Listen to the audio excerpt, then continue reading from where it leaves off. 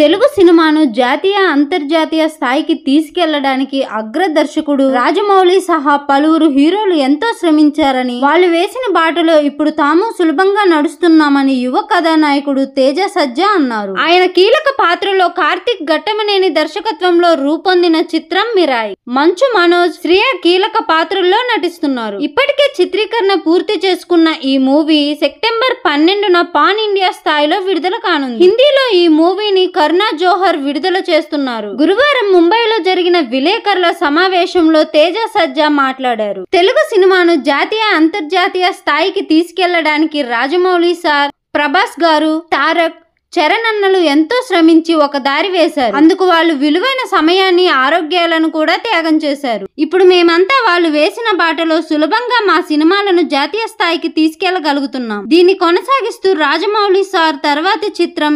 SSMB29, Rishabh Shetty, Kantara 2, Prabhas కల్కి 2 సహా పలు చిత్రాలు అత్యున్నత ప్రమాణాలతో రూపొందింది. అంతర్జాతీయ సినిమాలు మాదిరిగా ప్రపంచవ్యాప్తంగా ఒకేసారి విడుదలవుతున్నాయి. ఈ సినిమా నాకెంతో స్పెషల్. ఇది అందరూ చెప్పేదే కానీ చెప్పక తప్పదు.